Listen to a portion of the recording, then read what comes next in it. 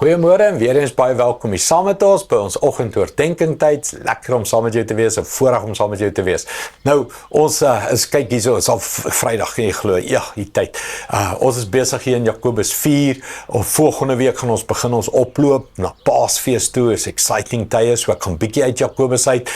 So ek berei jou nou al voor. Volgende week Sondag is goeie Sondag, of wat noem hulle dit? Heilige Sondag, en die begin van die heilige week is Palmsondag, is die regte woord.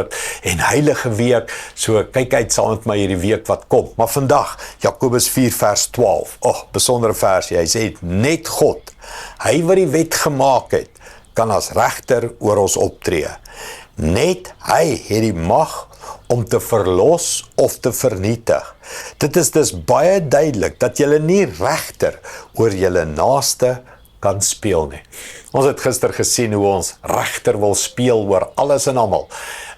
Ons opinie lig, nee, ek self is so lief om te sê, ek dink jy so en dan. Ek dink die rugby, ek dink die politiek, ek dink die oorlog in Iran, ek dink, kan ek vir jou eerlik sê, die Here gee nie op wat ek dink nie. So funny as ek dit net sê. Nee, die Here dink, Andries dink 'n bietjie, sjoe, kom ons luister, wat gaan Andries nou sê? Soos rara. Net God is die regter.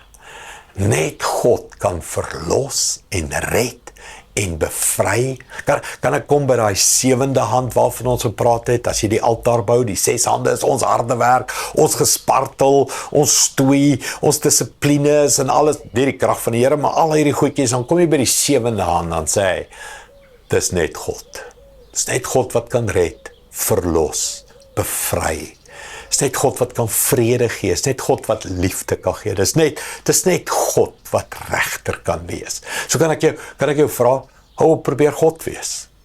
En ek moet dit sê, vir ma's wat oor kinders probeer God wees, pa's wat oor huise en huwelike probeer God wees, oor besighede, oor mense, probeer God wees. Laat God is. Geef vir hom die beheer, en sê, Here, ek is 'n gehoorsame diensknegt in u hande. Ek sal hard werk, ek sal nie lui wees nie, ek sal gedetermineerd wees, ek sal al daai goed doen, maar u bly God. Ek wil nie God wees nie. U beskik, u is die een, u is in beheer. En ek is die diensknegt, ek werk net saam met u, ek is nie u nie. So mens, kan ek nie hierdie besluit neem, hierdie week, hierdie vandag, Here, u is God, en ek surrender, ek gee oor, laat u in beheer bly. Ek is gehoorsaam, ek volg, ek dien nie, maar u bly God. Net u red, net u verlos, net u kan 'n wonderwerk doen, net u kan genees, net u kan bevry, net u kan 'n sonde vergewe, net u. En ek gee dit vir u om te doen. Kom ons bid dit saam. Hemelse Vader, vergewe ons waar ons probeer God wees. Oor alles, oor ons kinders, oor ons lewens, oor ons liggame, oor ons finansies, oor alles. Ons probeer God wees, ons wil beheer hê, ons wil dit vashou in ons 2 ou klein handjies.